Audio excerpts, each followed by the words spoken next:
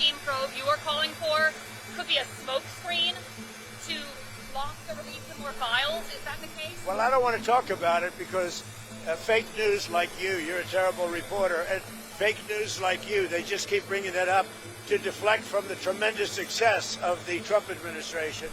So a guy like Massey, his poll numbers are showing he's at 6% approval rating right now. Green says her life could be at danger because of the rhetoric. Her life is in danger? Who's that? Marjorie Taylor Greene, she says. Marjorie Trader Greene. I don't think her life is in danger. Frankly, I don't think anybody cares about her. Okay. Tucker Carlson recently had a friendly interview with anti-Semite Nick Fuentes. Tucker Carlson. What role do you think Tucker Carlson should play in the Republican Party and the conservative movement going forward? Well, I found him to be good. I mean, he said good things about me over the years. I think he's good. We've had some good interviews. I did an interview with him. We had 300 million hits. You know that. Look, I can't tell him. Should he be? Will you let me finish my statement? You are the worst. You're with Bloomberg, right? You are the worst. I don't know why they even have you. We've had some great interviews with Tucker Carlson, but you can't tell him who to interview. I mean, if he wants to interview Nick Fuentes, I don't know much about him, but if he wants to do it, get the word out. Let him, people have to decide. Ultimately, people have to decide. Okay, everybody, we had a great weekend. From an economic standpoint, our prices are coming down very substantially on groceries and things. They're already at a much lower level than they were with the last administration. And we worked on it this weekend, and you're going to see some of the items that were a little bit higher. They were lower than the last administration, but a little bit higher. We're going to have some little price reductions, and in some cases, some pretty good ones. They use the affordability word. The affordability is much, much better with this. And again, I go to Walmart and other companies, and in every case, it's about 25% that a meal, a Thanksgiving meal and surroundings are 25% lower than it was under the Biden administration. That's a big fact, and that comes from Walmart and others that do that. Okay? Any questions? Update on Venezuela, Mr. President? On Venezuela, update? No update on Venezuela. The designation of that cartel associated with Maduro, does that mean that the U.S. government can target Maduro's assets or infrastructure inside Venezuela? It allows us to do that, but we haven't said we're going to do that. And we may be having some discussions with Maduro, and we'll see how that turns out. They would like to talk. Mr. President, Representative Massey says he's concerned that the Epstein probe you are calling for could be a smokescreen to block the release of more files. Is that the case? Well, I don't want to talk about it because fake news like you're a terrible reporter, and fake news like you, they just keep bringing that up to deflect from the tremendous success of the Trump administration.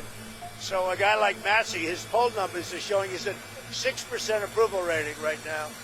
And we call him Rand Paul Jr. because he never votes for the Republican Party. So they're using Jeffrey Epstein as a deflection from the tremendous success that we're having as a party. Mr. President, on Venezuela, you said they want to talk. You said Venezuela wants to talk. What does that mean? Venezuela would like to talk.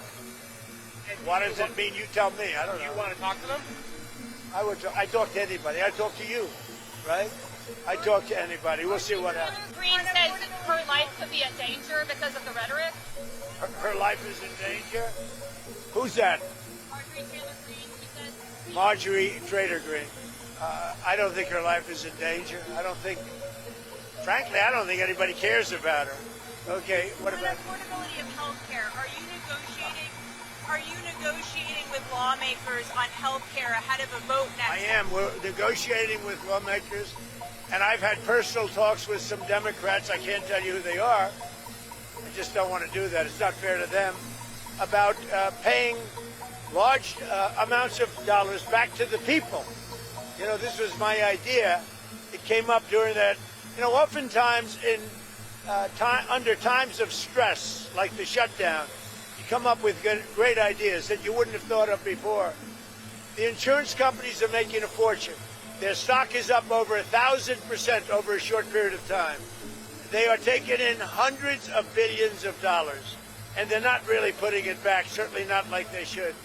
So when I see this, and when I've seen this over the last pretty short period of time, I said, why do we just pay this money directly to the people of our country and let them buy their own health insurance? And you know, I made that statement, and I made it a little bit cavalierly, but it sounded good. And everybody has picked up, including Democrats. And I am talking to some Democrats right now about doing that. People love it. We're going to take the money, well, if it gets approved, we're going to take the money, we're going to pay it back to the people of our country to go out and buy health insurance. Now, they could put it in a health account. We could do it a lot of different ways. But they'd buy their own health insurance. They can negotiate price. And it's going to be locked, so they can't go out and buy a Cadillac. They can go out and buy health insurance.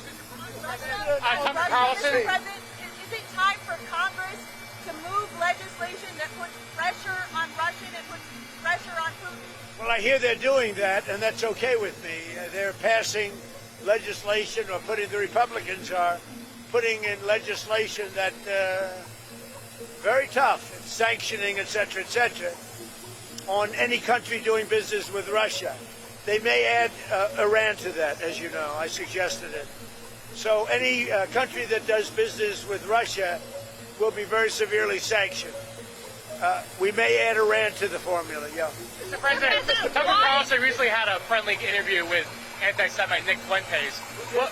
Tucker Carlson, what role do you think Tucker Carlson should play in the Republican Party and the conservative movement going forward? Well, I found him to be good. I mean, he said good things about me over the years. I think he's good. We've had some good interviews. I did an interview with him. We had 300 million hits. You know that.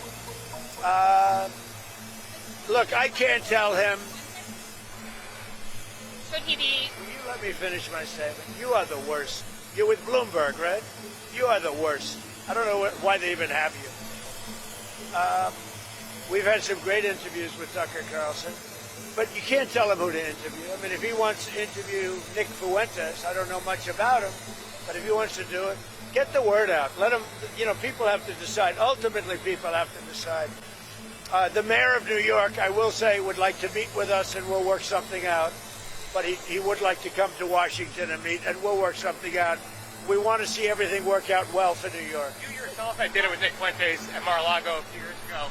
What role should he play in the conservative movement? Well, I didn't know he was coming, and he was with, as you know, somebody, Kanye. And Kanye asked if he could have dinner, and he brought Nick. I didn't know Nick at the time. And he did. He came, and along with a few other people. He brought a few people with him.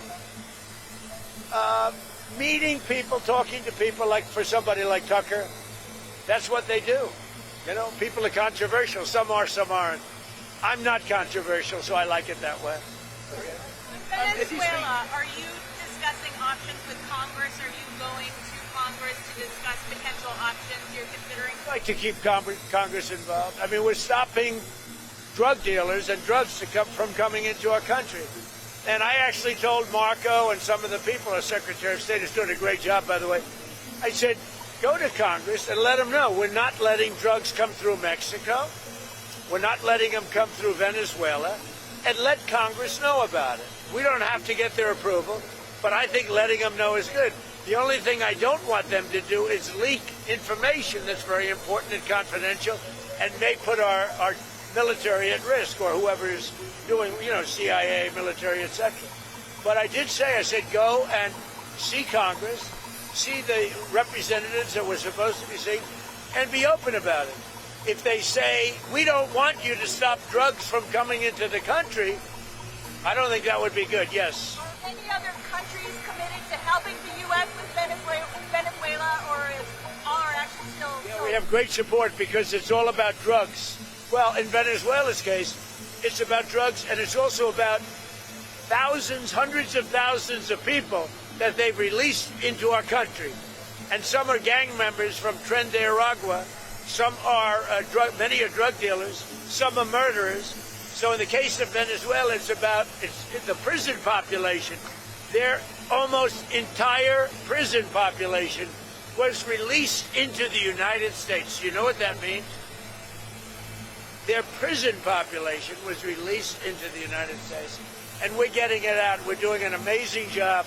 We have a strong border now. We have everything. Our country's doing so well. But what the Biden administration did to our country should never be forgotten. And the single worst thing they did is allow 20 or 25 million people to pour into our country. People from prisons, drug dealers, mental institutions, bad people, gang members, to allow that to happen to the United States, totally unchecked and unvetted, should never be forgotten. What they've done to our country is a very big thing. But we are correcting it. We have strong borders now. We have a great economy. The prices are coming down. The Democrats like to use the word affordability, but their affordability was terrible. The problem with the Democrats, they lie. They do it so well. They talk about affordability, but I'm the one that's getting the prices down. As an example, they had the highest inflation in the history of our country. I have it down now to a normal level, and it's going down further. Thank you very much, everybody.